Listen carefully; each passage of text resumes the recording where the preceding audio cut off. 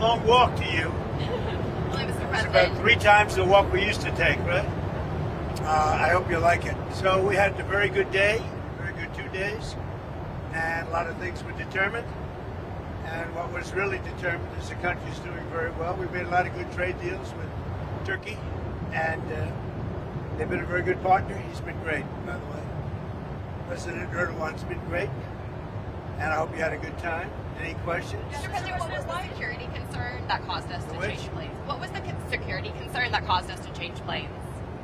We sent this one in so that the Air Force Base here was in the same exact line. So you saw, did you see the picture? With We did. Hundreds of pictures, hundreds of people. Let me see that. Oh, yeah. You can't see it too well, but there are hundreds of people out there. So they wanted to see. So they came a little bit early and we switched planes. So you're saying there wasn't a security concern? No. Why would there they? any other issue? No issue? No, except we sent it a little early. Same line going back. We sent it a little bit early so that we could let them see it. The whole base came out and saw the plane, and then we landed. Do you know why they had us close our window blinds? That was unusual. Well, yeah, because you're, probably on a dangerous flight because of the sleaze bags that we have to deal with. So you think that Iran was possibly thinking, targeting? Well, I mean, if they asked you to close your windows, probably they feel that way. They didn't ask me to close mine, but if they did, I would have done it.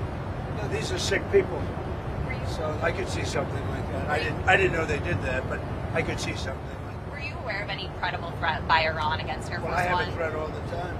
I'm number 1 on their list before you. But if I go, you go, right? But was there a So specific threat today? perhaps someday you want to change professions. What do you have, Daniel? Is it conclusive that there are strikes ongoing in Iran, sir? Can you give us We some just hit them very hard. And I say we hit them 20 to 1. Every time they hit us, we're going to hit them 20. And we did it last night. They did a little something today, but it was really retribution for last night. They hit actually 3 boats, not 2. And when they hit, we hit back much harder. Are we returning to a full-scale military conflict, sir? I don't know. I don't know. We'd win it very quickly. It's another way of doing it. We have many ways we can win, but we've already won militarily. They have very little. They have very little left, and they want to make a deal so badly. They called a little while ago. They want to make a deal so badly. I just don't know if they're worthy of making a deal. I don't know that they're going to honor the deal. That's the problem. If they want to make a deal, why do you think they attacked commercial vessels? Because they're sort of crazy, to be honest with you. They're sort of crazy. They're a little bit out of control, but they want to make a deal. Badly. So at the beginning, Have you spoken to Senator Mitch McConnell since his hospitalization? No, I haven't. How's No. he doing? I have no idea. I I have no idea how he's doing. at the beginning of before the NATO summit, you spoke Who are you with? Reuters. You had Not the best. you had issues with you said you had issues with leaders of Spain, UK, various Spain, other I will countries. say I did have issues with Also Spain, Germany. and I still do. But Spain came back all the way today. Spain was very generous today. I told them I'm going to stop trading. What did Spain do there? They made, they honored a request for lots of payment. And if they didn't, we wouldn't even talk to them. They were very bad. They behaved very badly, in my opinion.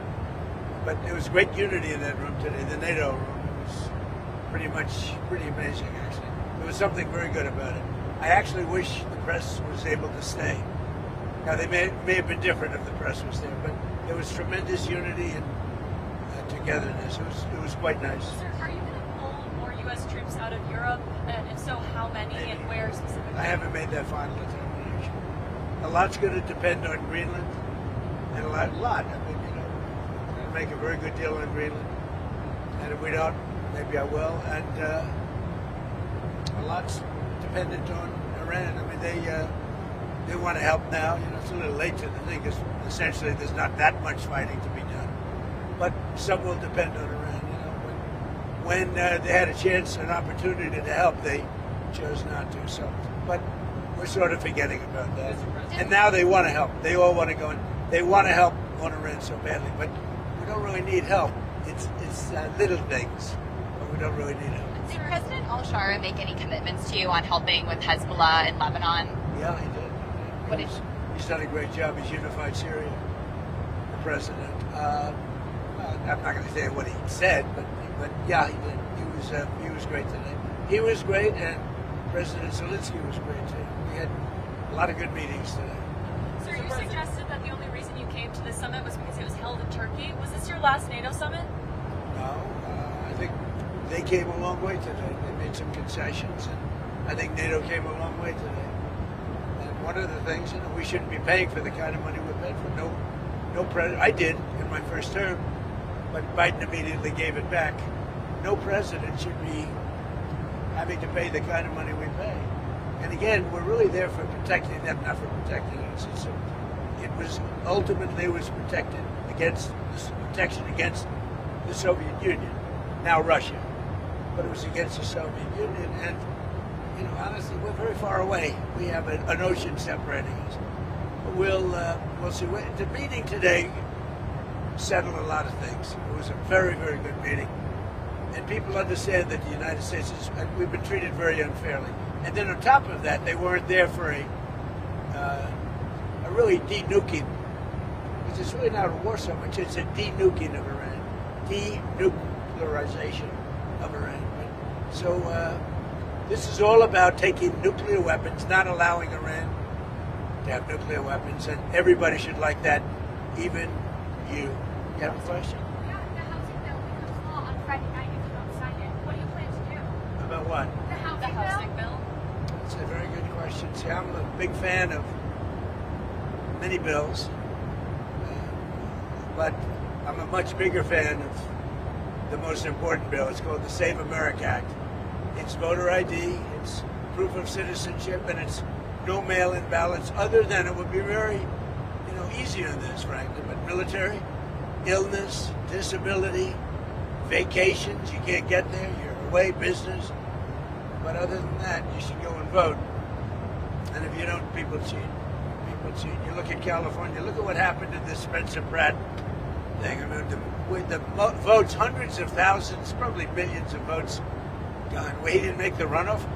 He was so far ahead of third place, it was ridiculous. Maybe ahead of first place. But look at that. Look at what's happened with Steve Hilton. Had the U.S. attorney not started an investigation, they would have gotten Steve Hilton out too. So it's we're a third world country in some states with respect to voting.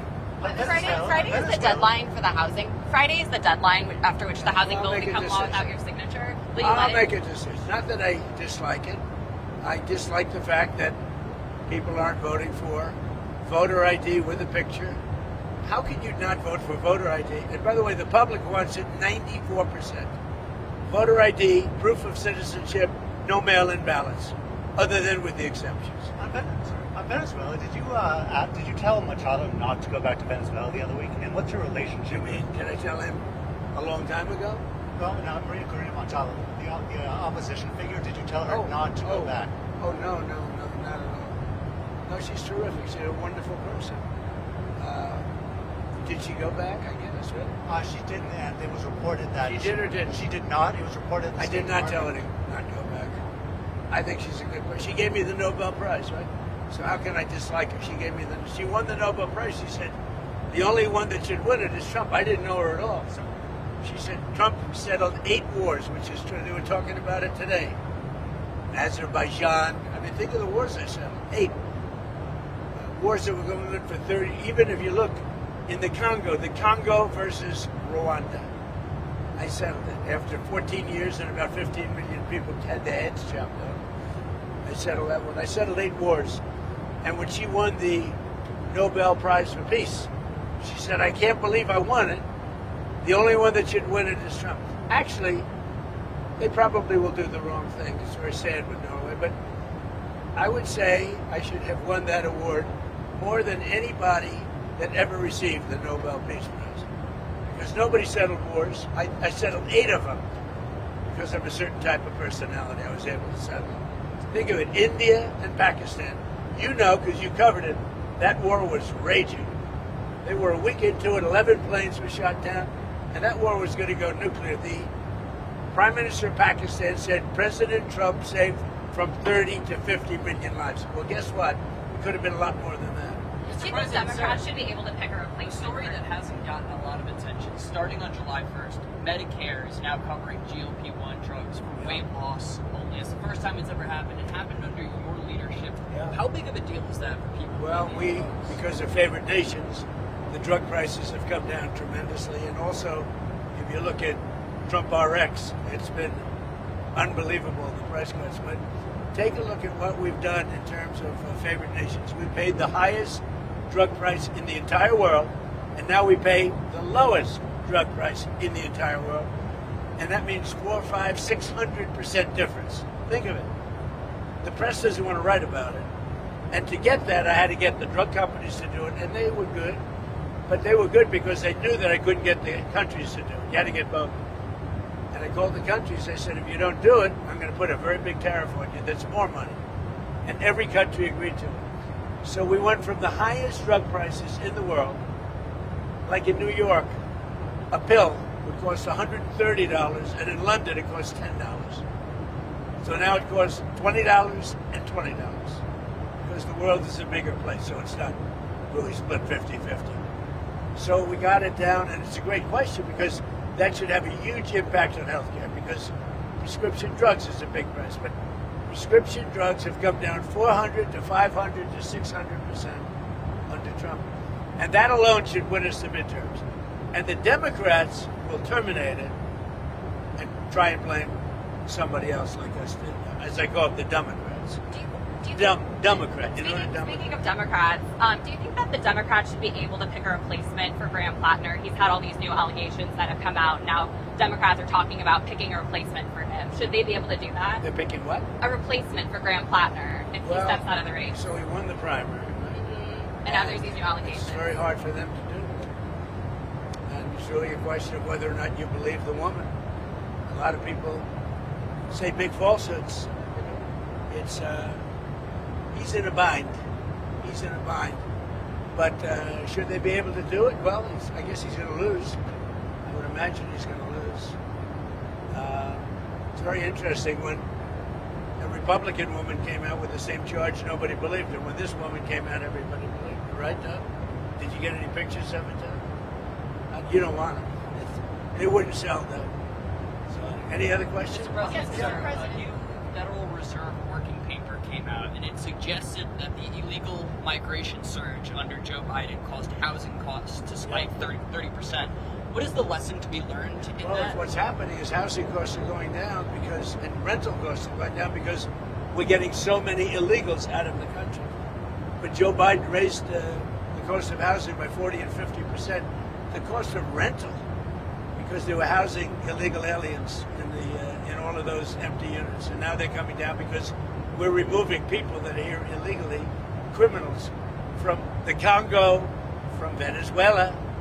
We love Venezuela, but Maduro emptied out his jails. They opened up their jails, they let them in. But many countries did that. 25 million people, and I think we're getting most of the bad ones out, and we start the process. But we've done very well on that. But it was a tremendous increase in housing costs. By allowing you don't even think of that. And you know who paid for it? The federal government. So the federal government is renting at tremendous prices all of these houses to service illegal immigrants, but they're not taking care of our soldiers. They didn't take care of our soldiers. So it's a sad thing. Enjoy the flight. Okay. Thank you, Mr. President. Thank you, sir. That was number 5 or 6 or 7 today. And every question is a kill. But then we have Daniel and some very good reporters. You're a great reporter, Bob. Thank you. Thank you very much, everybody.